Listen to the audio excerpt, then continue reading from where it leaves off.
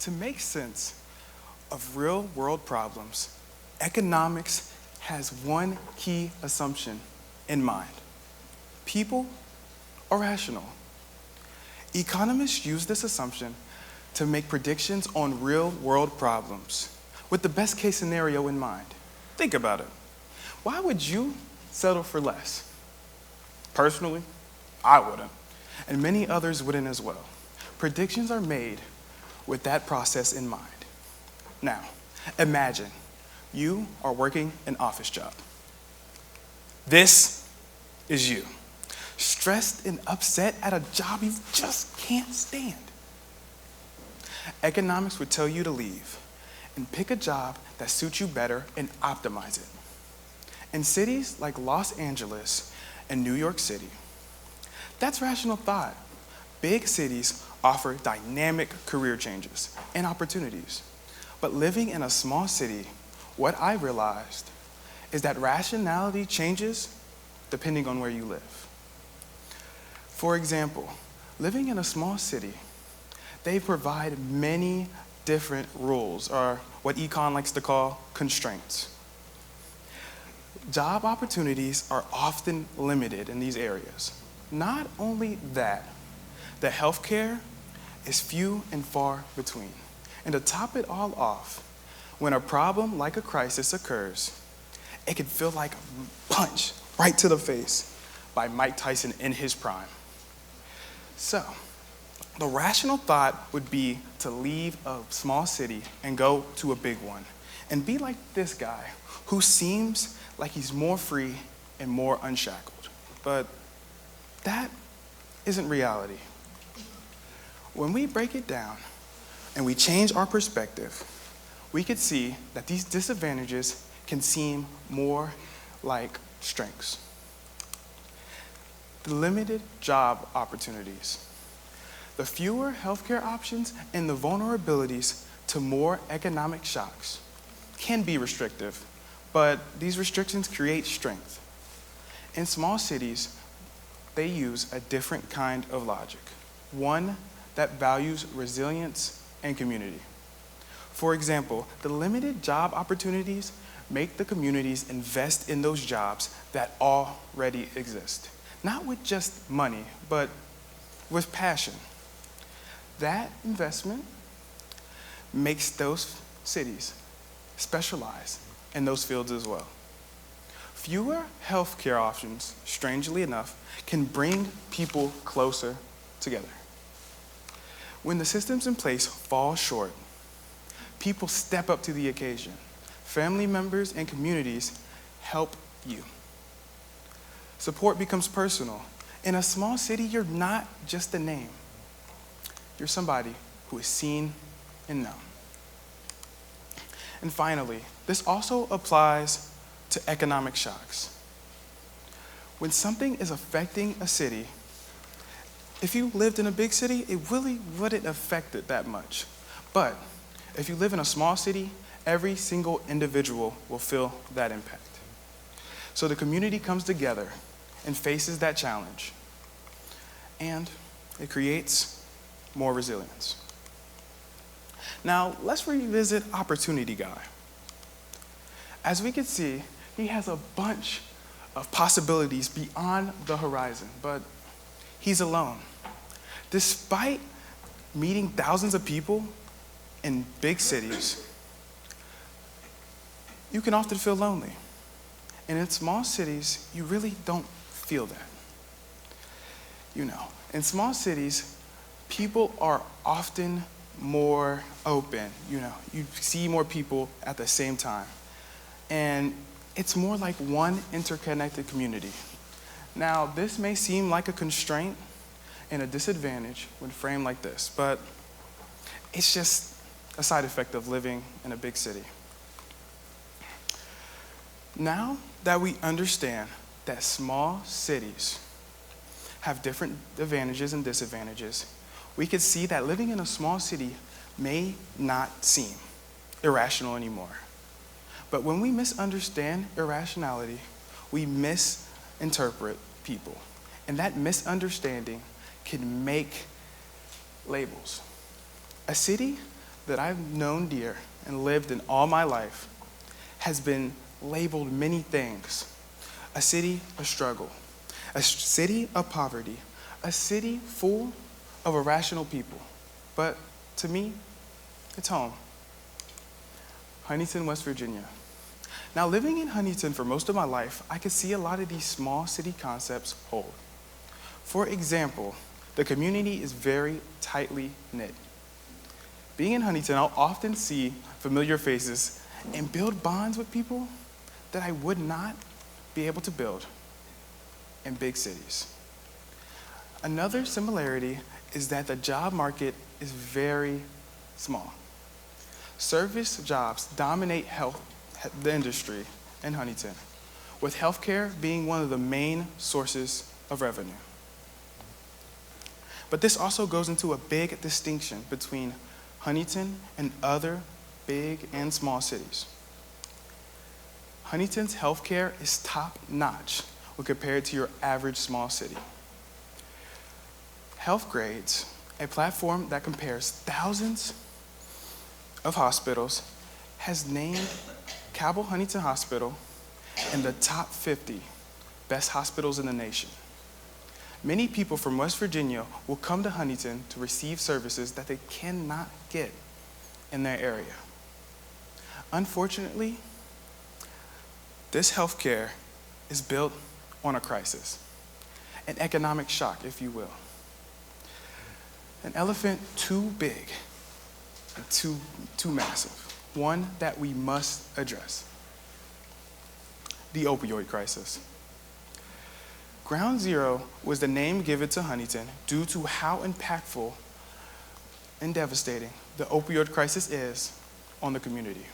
To put it in perspective, look at this. 100,000 people. This is slightly bigger than Cabell County and Huntington combined. It is widely reported that 10% of this area is addicted to opioids. And when put in this perspective, it may not seem that massive, but let's break it down some more. 1 out of every 10 people are affected by opioid addiction. That's 10,000 people struggling every single day. Not only that, but at its worst, in 2017, Johns Hopkins Bloomberg School of Public Health found that 1,831 people suffered an overdose, with 152 of those people dying. 152 lives lost due to addiction. Now, many will see the healthcare crisis in Huntington and just see it as just a health issue, that if you treat addiction, then you treat the whole problem. But that's not the full picture. When you break down the core concept of the crisis, you will see that opioids are an economic issue as well. Opioids weren't just distributed to relieve pain. They were marketed aggressively and sold as safe despite known risk.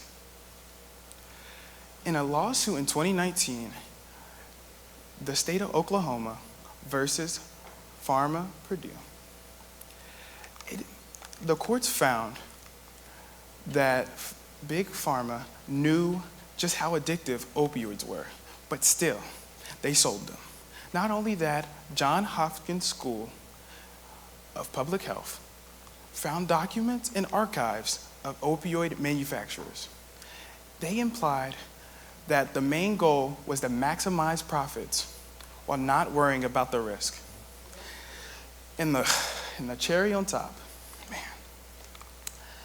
430 pills distributed all throughout West Virginia, according to PBS. Think about it. 430 pills per person. Can you name an item you would need 430 of? Personally, I can't. The Huntington has been built not just by a health crisis, but it's also been hurt and shaped by what econ calls a market failure. When a person or individual, i.e.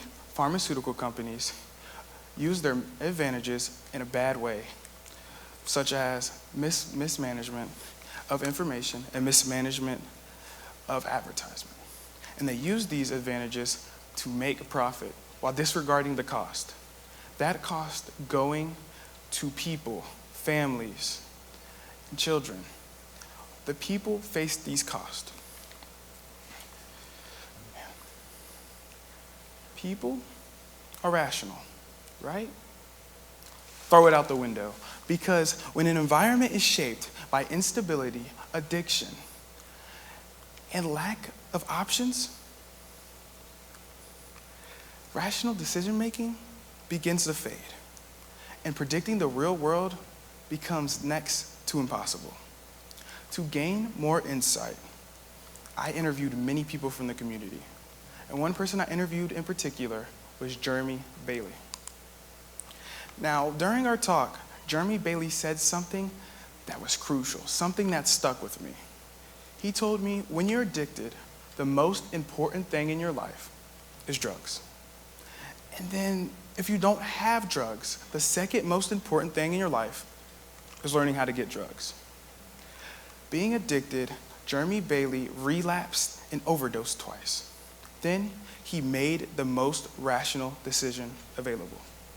He chose to change. After getting his GED and passing his 12 steps at Recovery Point, he got his bachelor's at Marshall University. Now, he mentors students who have same experiences just like him while shooting for his master's. If that isn't resilience, I don't know what is.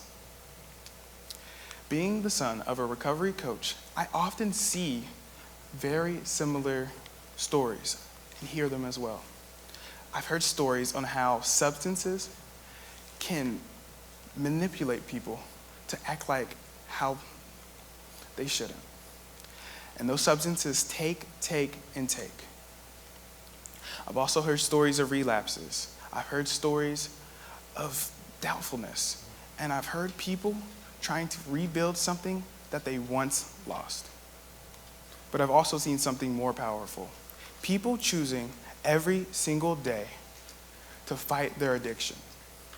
People making the decision to stay sober when life can be so hard. That's what resilience really is. It isn't just one big glamorous moment. It's many decisions, many small decisions that make a big impact.